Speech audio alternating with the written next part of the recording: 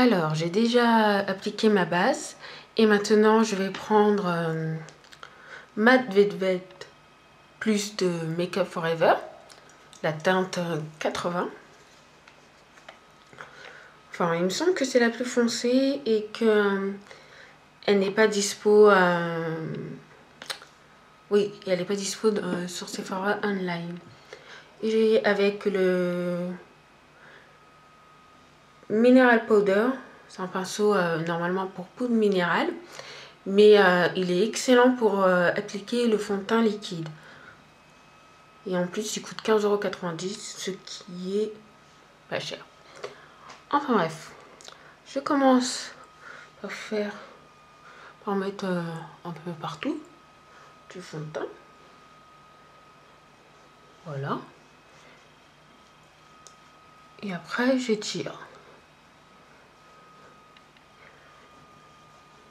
N'oublie pas, si tu appliques... Oula. Oui, donc je disais, si tu appliques un fond de teint poudre, de d'abord appliquer ton anti-cerne ou ton correcteur avant le fond de teint. Franchement, il est bien ce fond de teint, mais il sèche vite quoi. Donc, faut vraiment se dépêcher pour l'appliquer.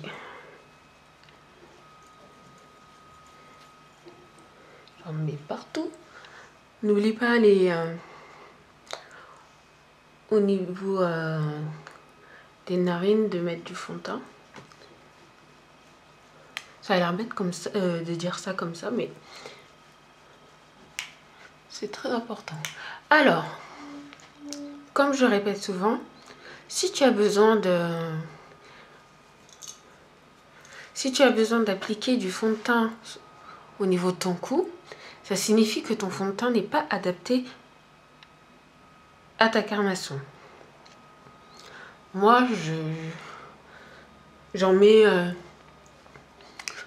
je mets ce qui reste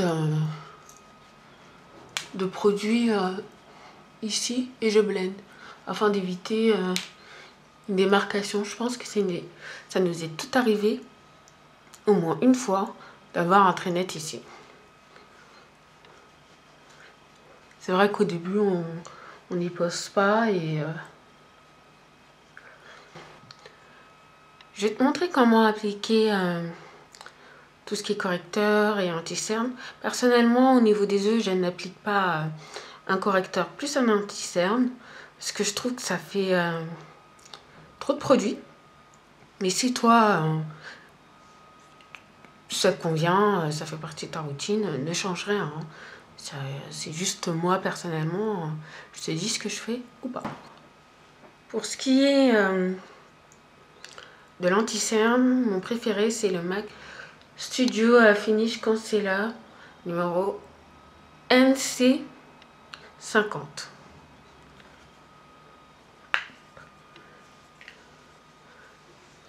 Voilà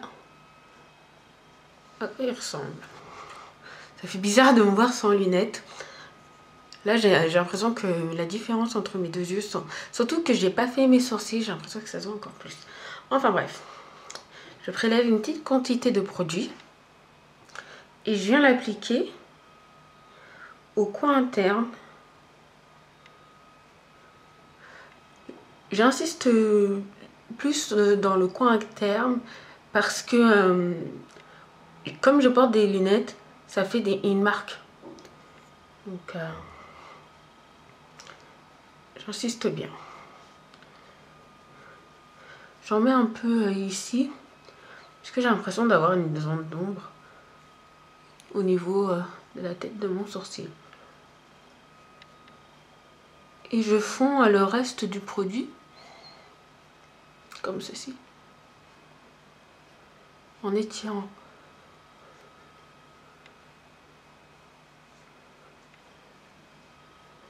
Je sais pas si tu vas voir à l'écran ici, on le voit peut-être plus de ce côté-là. Là. Voilà, ici j'ai une petite marque. Bon, il faut dire que j'ai mis du correcteur. J'aurais peut-être dû te le montrer avant.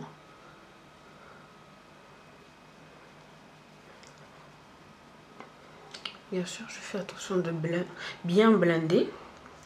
Alors oui, j'utilise un pinceau pour fond de teint liquide.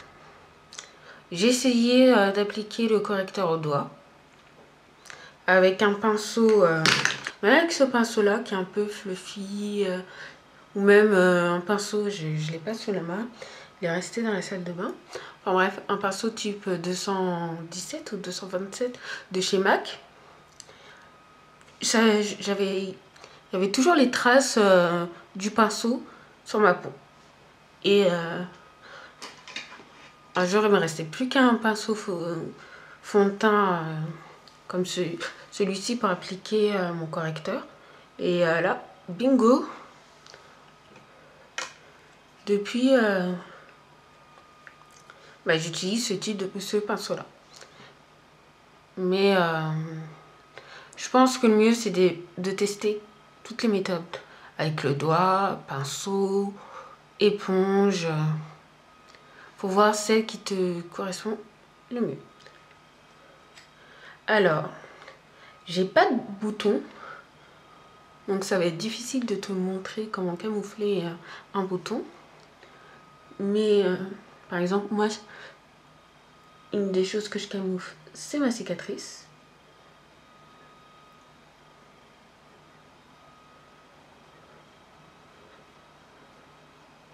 En plus, ce qui est bien, c'est qu'avec mes lunettes, on la voit pas trop.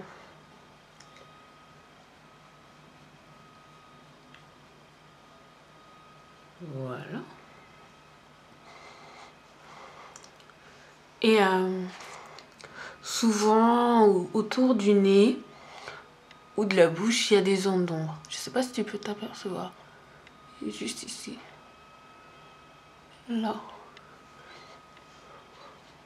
Donc, il faut appliquer juste là où on veut corriger, quoi. Tu imagines si tu appliqué partout.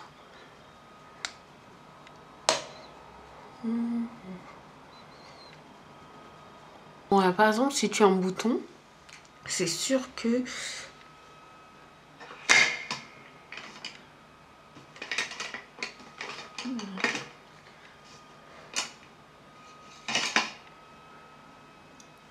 par exemple, moi si j'ai un bouton, je préfère utiliser un tout petit pinceau crayon comme celui-ci. Comme ça, il va permettre d'avoir une application précise et de ne pas mettre trop de produits. Alors, on va imaginer. Oh non, il se voit pas. J'avais un bouton, il se voit plus. Ah si, il est là. Tu vas rien voir. Alors on m'a dit... Alors imaginons... allez. On va prendre la bosse ici. Imaginons que c'est un bouton. Oui, il est là. Alors, tu prélèves un peu de produit. Et tu en mets juste là où tu souhaites corriger. Si besoin, tu prends tes doigts et tu tapotes comme ceci. Jusqu'à pénétration du produit. Il ne faut pas qu'une fois que tu te regardes dans le miroir ou qu'une personne te regarde, se dise mais elle a mis deux fonds de teint différents, un anti-cerne, enfin tu vois ce que je veux dire. Le correcteur ou l'anti-cerne doit se fondre. La dernière étape, l'application de la poudre. Libre ou compacte, encore une fois, c'est à toi de choisir. Mais fais bien attention. Certaines poudres compactes, ce sont des fonds de teint. S'il y a écrit fond de teint, ça signifie que si tu appliques la poudre par-dessus ton fond de teint, tu vas avoir deux couches de fond de teint. Tu comprends ce que je veux dire? Alors qu'il faut appliquer une poudre pour fixer le teint. Moi, aujourd'hui, je vais prendre Dermablend de chez Vichy. Ah, et juste avant de parler du correcteur, je te montre mon correcteur que j'utilise aussi de temps en temps. C'est Dermablend Cover Cream SPF 30 Sunscreen. C'est-à-dire écran solaire SPF 30. Ce qui est bien. Alors, il est censé couvrir les imperfections. Et je crois qu'il y a même, qu'ils ont même dit les tatouages, les cicatrices. Franchement, d'après ce que j'ai compris, c'est un fond de teint. Mais, je sais pas, tu vas voir. Tu vois, c'est dur à prélever. Il faut chauffer la matière pour pouvoir l'appliquer. Alors, t'imagines que tu sois là, le matin avec ton pinceau, ou ta main de faire ça. Parce que je trouve que il est vachement sec. C'est vrai qu'il est bien, il couvre super bien. Par exemple, ma cicatrice ou les jours où j'ai pas dormi, j'ai des poches comme ça. Il est nickel. Mais l'appliquer sur tout le visage, ça prend des heures. Ça me prendrait 1 heure. Rien que pour appliquer mon fond de teint. Non, merci. Donc, j'utilise en tant qu'anti-cerne. Mais c'est sa fonction, hein. Et je l'ai eu en solde. Mais bon, moins 20% ou moins 10%. Chez Dioda. C'est un site de produits cosmétiques, beauté, pour peau noire ou ethnique. Pour peau ethnique. Mais bon, même si tu as une peau blanche, tu peux acheter les produits. Hein. J'ai vu de marketing. Alors, je reviens avec ma poudre Dermablend.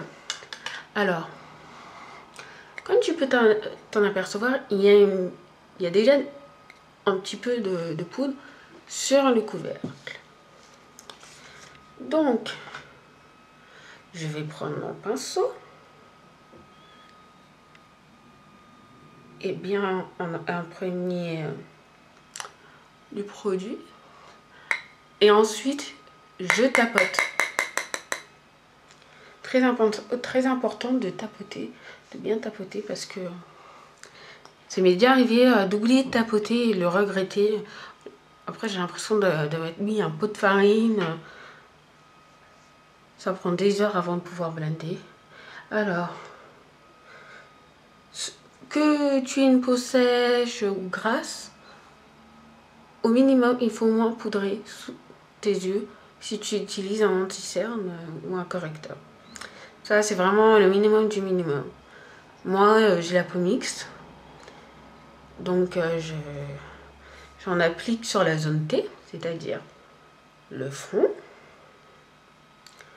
le nez et le menton.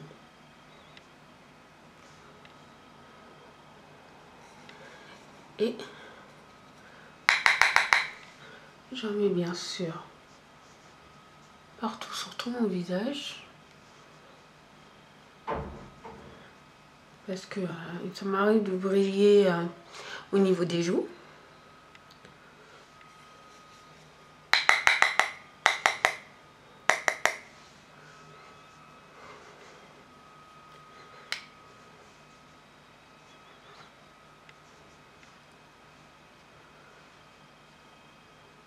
Donc je tapote, je fais pas des grands mouvements de va-et-vient, mais vraiment léger, afin d'éviter de